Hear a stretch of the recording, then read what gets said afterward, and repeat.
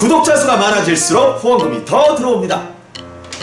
댓글로 아이디어 신청도 많이 해주세요. 광고도 가주세요. 부탁드립니다.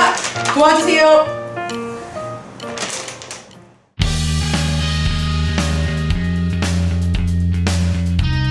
인터뷰 텔라, 오늘은 애매한 중도가 세상을 망친다라는 주제로 김인영 한림대학교 교수님과 이야기 나눠보겠습니다.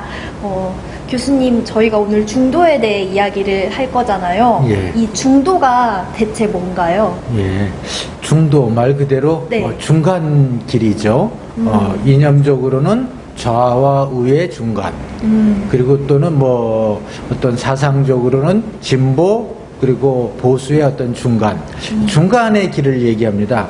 이거는 아마 한국 사회에서 우리가 이제 네. 유교적인 전통이 상당히 남아있는 한국 사회에서 하면 이 중도, 중용, 이런 거에 대해서 상당히 이렇게 긍정적으로 보는 문화적인 분위기가 아직도 상당히 존재합니다. 어느 한쪽에 치우치지 않고 중간에 나를 걷는다.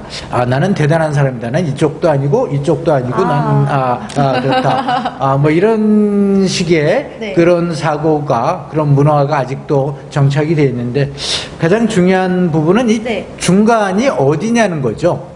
중간이 어디냐. 네. 좌우 아닌 중간은 뭐냐. 보수 진보 아닌 중간이 뭐냐. 라는 건데 자세히 들여다보면 그 중간이 모호합니다. 없을 수도 있고요. 그러니까 이게 어떤 의미에 있어서는 뭐 사상이 없음이라든가 또는 뭐 정책이 없음이라든가 또는 소신이 없음이라든가 이런 거를 좀 감추는 그런 용어일 수도 있다. 상당히. 그래서 맞아. 뭐 이제 나는 중도야 그러면 나 좌도 모르고 우도 모르고 나 모르는 걸 감추기 위한 모른다고 그런 하기 싫으니까. 그렇죠. 모른다고 하는 건 좀 그러니까 나는 나 대단해라고 하는 것처럼 난 네. 좌우를 뛰어넘었어. 진보와 보수를 뛰어넘은 사람이야라고 얘기하는 그런 어떤 척에 가까운 그런 용어가 아닌가 저는 그렇게 생각을 합니다.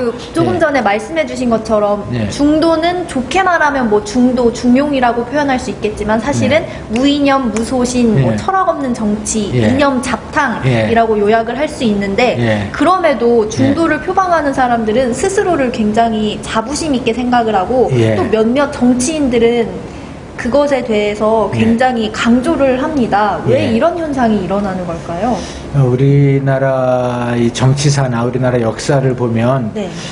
어느 한쪽에 명확하게 드러내면은 네.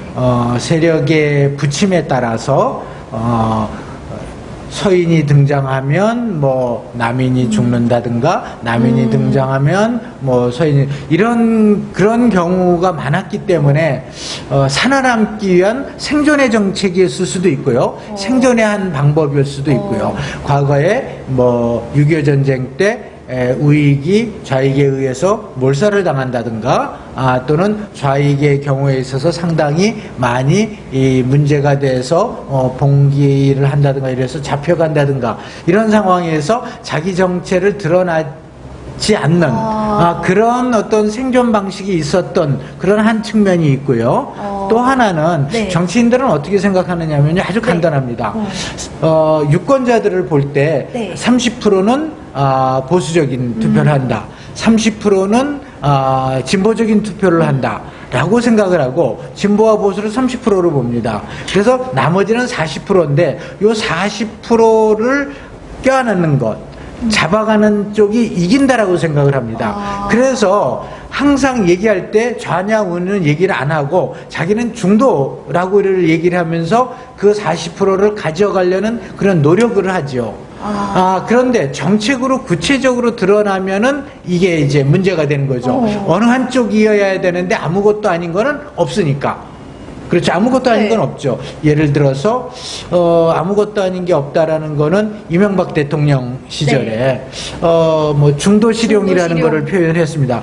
워낙 우 쪽에 치우쳐 있다라고 욕을 많이 먹으니까 그러면 나는 우뿐만 아니라 중도도 많이 이 서민도 많이 생각하는 사람이다.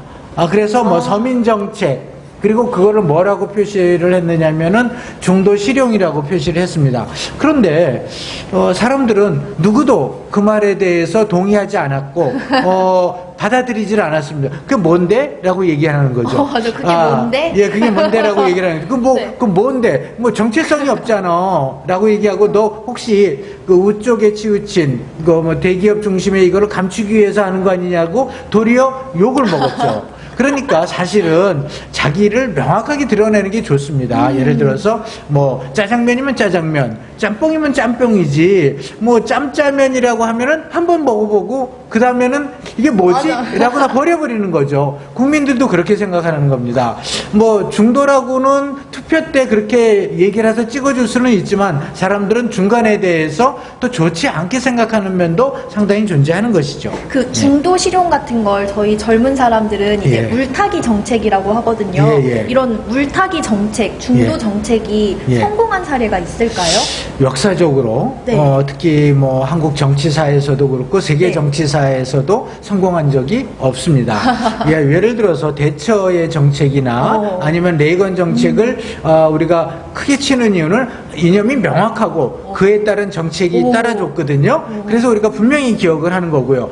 또는 뭐 아예 좌파 쪽으로 가든가 네. 그래야 되는데 중도로 간 예를 하나는 1997년에 97년? 노동당의 당수였던 토니 블레어가 제3의 길이라는 것을 얘기를 했었습니다. 이 제3의 길은 사실은 앤서니 기딘스라는 유명한 사회학자가 제시한 겁니다. 그 정책을 우리나라도 상당히 많이 받아들였죠. 제3의 길은 사실은 그 부제가 뭐냐면 The Renewal of Social Democracy입니다. 사회민주주의의 재건입니다. 말은 사회민주주의의 재건이라고 하고 정책은 이념으로는 중도라고 얘기한 거죠. 제3이라고. 좌우가 아닌 제3이라고 얘기했죠. 근데 정책으로는 뭐 얘기하기를 사회민주주의의 부활이라고 해놓고 실제 정책으로는 네. 워크페어였습니다. 예를 들어서 노동을 하고 싶은 사람에게 좀 더 돈을 많이 주고 복지를 주자. 즉 그냥 놀고 먹으려고 하는 아예 일을 안 하고자 하는 사람들은 우리가 좀 사회에서 좀 치워버리고 노동을 하고 싶은 사람, 잡을 열심히 참는 사람에 대해서 복지를 주자라고 얘기했던 거죠. 우리 그거를 워크페어라고 하는데요. 그거는 사실은 근본적으로 우파적인 사상이고 시장주의적인 사상입니다. 누가 직장을 잃었다. 그러면 계속 직장을 찾는 노력과 그리고 그런 사람들을 노동하려는 의욕이 있는 사람, 열심히 일하려는 의욕이 있는 사람에게 복지를 주는 게 맞거든요. 그 자체도 우파적인 사상이거든요. 그러니까 아주 진짜로 정책으로는 우파 정책이었고 드러난 모습으로는 좌파의 뭐 재건이었고 그런데 명칭은 중도였고 그러니까 공산주의나 사회주의 하는 사람들한테 너 실제 정책은 우파니까 너는 잘못됐어 라고 욕을 먹었고요. 또 우파 쪽에서는 어차피 우파 정책인데 무슨 제3의 길이냐. 제3의 길은 없고 제1의 길을 얘기하는 거다. 이름을 바꿔라. 그래서 양쪽으로 다 욕을 먹었습니다. 그래서 지금 같은 경우에 있어서는 어느 누구도 제3의 길을 얘기하지 않죠. 그래서 사실은 세계 정치사적으로나 또는 우리나라에 있어서도 사실은 제3의 길이나 좌우합작 중도의 길은 성공한 적은 없다. 결국 그냥 이도저도 그렇죠. 아닌 것일 뿐인 거네요. 그렇습니다. 이도저도 아닌 거를 포장하는 표현이고 물타기 표현이다 라고 얘기하는 게 맞습니다. 그렇습니다. 제가 마지막 질문은 개인적으로 궁금한 걸 여쭤보겠습니다. 예, 그렇습니다. 이제 교수님께서 네. 정치행정학과 교수님으로 일하고 계시잖아요. 예, 맞습니다. 그러면 교수님께서 가르치는 학생들은 예. 어떤가요? 중도를 표방하나요? 아니면 사상적 확신이 뚜렷한 학생들이 많나요? 예, 우선 저는 이제 얘기하기를 모든 네. 얘기의 전제로서 네. 사상의 자유는 존재한다. 나는 이렇게 생각하지만 본인들은 다르게 생각할 수 있고 다르게 생각하는 것도 좋다. 하지만 내 생각을 정확하게 이해하고 네. 그것에 대한 대안으로서 이렇게 생각하는 게 맞을 거다. 그리고 자신이 주장하는 바에 대해서는 네. 명확한 포지션을 가지는 게 중요하다. 애매한 포지션은 사실은 좋지 네. 않은 거다. 어. 얘기를 합니다. 그래서 네. 저는 그렇습니다. 그 학생들이 네. 뭐 저는 중도입니다. 이런 거는 거의 없는 것 같고요. 네. 저는 명확하게 우파 지지 세력입니다. 저는 좌파 지지 세력입니다. 아무래도 저는 그런 것 같습니다. 젊은 세력에게 비판적입니다. 라는 것을 표시하게 하려고 네. 사상에 대한, 이념에 대한 명확한 그 이해를 먼저 요구하고 있습니다. 그리고 거기에서 사상의 자유는 존재한다. 내가 가르쳤다고 그래서 그걸 굳이 따를 필요는 없고 본인은 항상 그것 아에서 내가 다른 것을 생각할 수도 있고 또 따른다라면 명확하게 왜 따르는지 이해해라 라고 요구를 하고 있습니다. 이게 정말 저도 네. 좋은 거라고 생각하는 게 사상적으로 무장되고 뚜렷해야지 좌파와 우파의 싸움도 가능하고 그렇죠. 승리자를 판별해낼 수도 있을 거라고 생각을 하거든요. 맞습니다. 예. 보통 그런 토론도 하나요? 그렇습니다. 당연하죠. 누가 이기나요? 근데 사실은 젊은 네. 학생들의 그 싸움에서는 네. 이기고 지는 건 없는 것 같습니다. 그러니까 그 사상이기 때문에 상대를 인정하는 게 좋죠. 그리고 상대의 얘기에 대해서 끝까지 들어주는 어떤 인내, 그리고 용인, 이게 중요하다라고 저는 생각을 하고 네. 그거를 욕을 합니다. 상대가 얘기하는 거 끝까지 들어달라. 그리고 그 초점에 대해서 얘기하지 격가지에 대해서 얘기하지 말라라고 얘기를 하는 거고요. 네. 아까 싸움이라는 말씀을 하셨는데 네. 우리나라에서는 이 싸움을 되게 싫어합니다. 사실은. 맞아요. 그래서 중도가 문제죠.